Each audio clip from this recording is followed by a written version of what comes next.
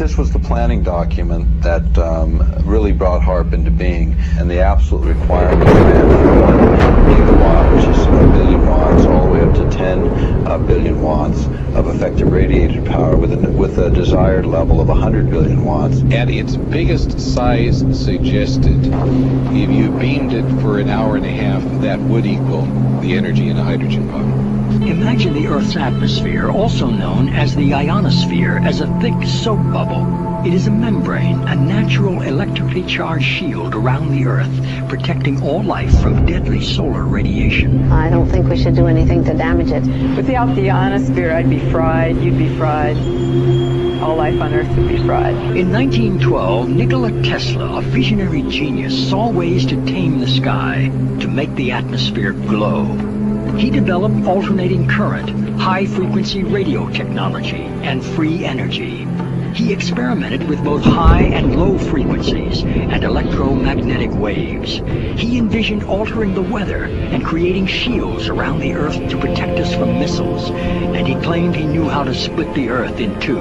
In 1985, Bernard Eastman applied for patents that could make some of these ideas real. Many claim that these patents have become the blueprint for HAARP, High-Frequency Active Auroral Research Program. HAARP is a large antenna where we beam radio frequency energy up into the upper atmosphere. Applications discussed in the patents included destroying missiles. Communications control and disruption were included. There were some other ideas, both to possibly modify weather and finally to lift a portion of the upper atmosphere further out into space, where hopefully it would be able to deflect missile trajectories. The ionosphere of the Earth has got enormous amount of energy. There are 8,000 thunderstorms going on all over the Earth at any given moment. There are millions of amperes of electricity pouring to the Earth from lightning strikes, and HAARP could create a trigger effect. HAARP uses 1 billion watts beamed straight into the ionosphere for experiments.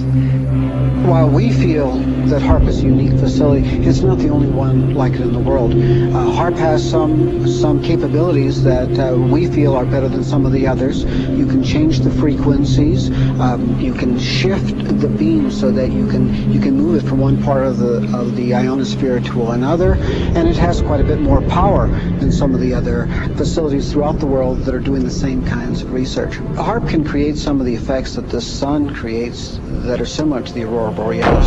HAARP focuses 3.6 million watts and squeezes it into a billion-watt or gigawatt beam. We're squeezing the megawatts into a narrow beam, then in a very tiny area, you can create what's called an effective gigawatt. The Earth is a web of interconnections. How do we know what we're doing when we blast the upper atmosphere with a huge amount of energy?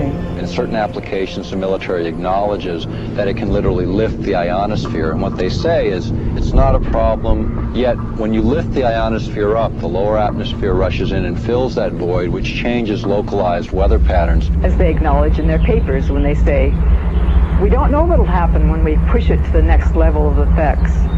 The military record explains it as phase one of a multi-phase project. It's going to get bigger, it's going to continue, and that's again why we're concerned. There's always a limit to everything, although we don't know exactly where that limit is.